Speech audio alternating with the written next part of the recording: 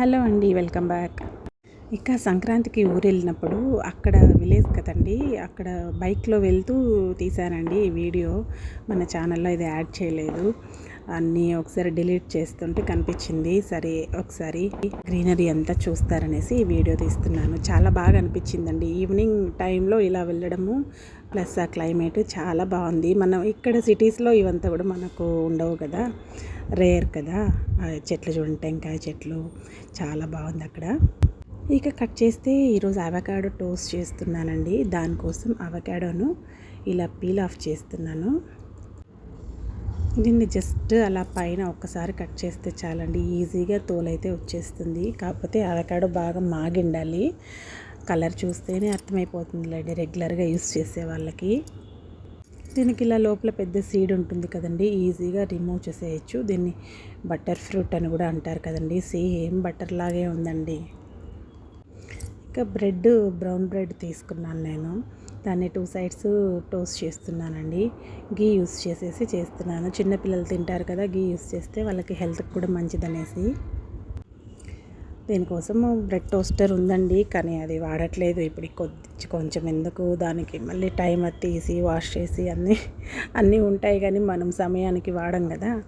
ఏదో స్పీడ్గా పని అయిపోయేదానికే చూస్తాము. రెగ్యులర్గా వాడుతుంటే వాడచ్చు.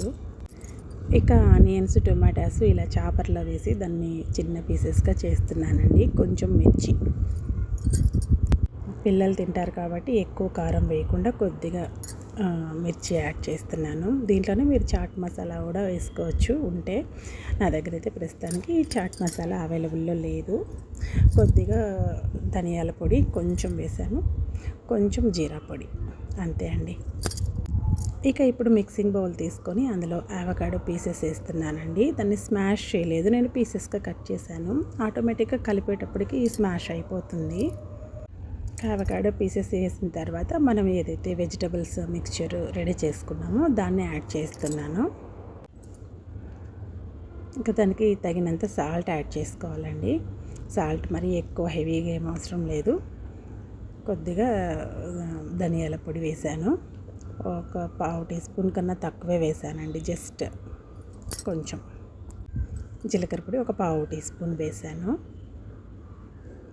అంతే అండి. జస్ట్ ఇవంతా మిక్స్ చేసేస్తే మొత్తం కూడా కన్సిస్టెన్సీ మారిపోతుంది చూడండి.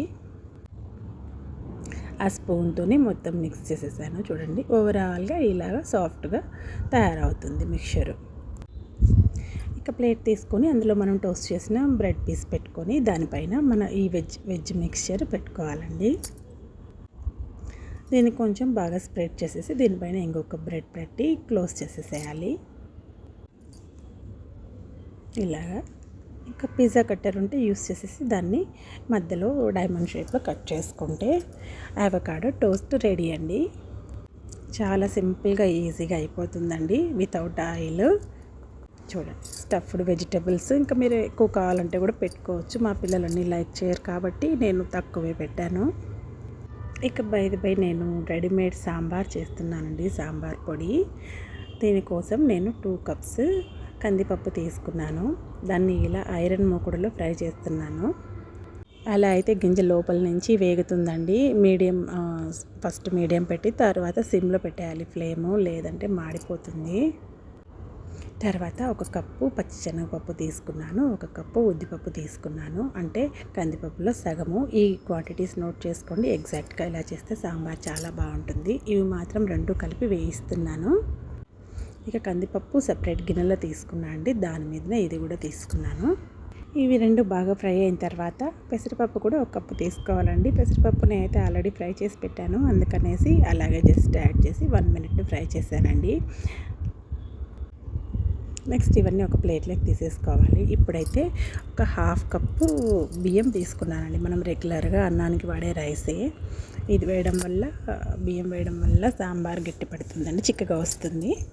మీరు కావాలంటే క్వాంటిటీ తగ్గించేయచ్చు. ఇది కూడా నేను ఫ్రై చేసేసాను. నెక్స్ట్ ధనియాలు తీసుకున్నానండి. ధనియాలు 1/2 కప్పు తీసుకున్నాను. ధనియాలు, జీలకర్ర 1/2 కప్పు తీసుకున్నాను. ఇంకా కొద్దిగా మెంతులు, 1 టీ స్పూన్ మెంతులు చాలండి. కొద్దిగా ఆవాలు కూడా వేసాను నేను, హెల్త్కి మంచిదనేసి. ఇంకా ఇవన్నీ కూడా బాగా డ్రై రోస్ట్ చేసేయండి. మనము సాంబార్ చేసే రుచి మనం ఫ్రై చేసే విధానంలో ఉంటుందండి. ఇక నెక్స్ట్ ఎండుమిర్చి తీసుకున్నానండి, 1/2 కప్ తీసుకున్నాను. ఇవి కూడా బాగా ఫ్రై చేశాను. నెక్స్ట్ కరివేపాకు, పచ్చి కరివేపాకు నీడలో ఆరబెట్టుకొని కడిగేసిన తర్వాత అవి ఒక హ్యాండ్ఫుల్ తీసుకున్నానండి. ఇలా కరివేపాకు వేయడం వల్ల చాలా టేస్ట్ ఉంటుంది సాంబారు. ఇక ఇలా అనంగానే చేత్తో బాగా మెత్తగా పళపళ అని విరగాలి, అలా ఆ విధంగా వేయించుకున్నానండి తేమ లేకుండా. ఇక నెక్స్ట్ ఒక ఒక నిమ్మకాయ, పెద్ద నిమ్మకాయ సైజ్ అంతా చింతపండు తీసుకున్నాను. దాన్ని కూడా జస్ట్ అలా ఫ్రై చేశానండి. ఆ బాండల్లో ఉండే హీట్కి అది ఫ్రై అయిపోతుంది. ఇక అన్నీ కూడా ఈ విధంగా పౌడర్ చేసుకున్నాను. పప్పులన్నీ కూడా అలా పౌడర్ చేశాను. మిగతావి అంటే ఈ ఎండుమిరపకాయలు, కరివేపాకు, ధనియాలు, జీలకర్ర ఇవన్నీ కూడా సపరేట్ పౌడర్ చేసి దీంట్లో కలుపుతున్నాను. అన్నీ కలిపి ఒకేసారి వేయకూడదండి, అవి నీట్గా రాదు, మెత్తగా రాదు. పప్పుల మిక్చర్ ఏమో వైట్గా ఉంది చూడండి. ఇక ధనియాలు, జీలకర్ర ఇదంతా కలర్ ఈ విధంగా ఉంది. ఇక పెద్ద బౌల్లో వేసుకొని బాగా మిక్స్ చేసేసుకోవాలి మొత్తం కూడా. ఇదంతా కూడా బాగా కలిసిన తర్వాత నెక్స్ట్ దీనికి 1 టీ స్పూను పసుపు యాడ్ చేస్తున్నాను. మనం మళ్ళీ సపరేట్గా సాంబార్ చేసేటప్పుడు వేసుకోవచ్చు, లేదంటే ఇప్పుడే 1 టేబుల్ స్పూన్ పసుపు వేసుకుంటే సరిపోతుంది.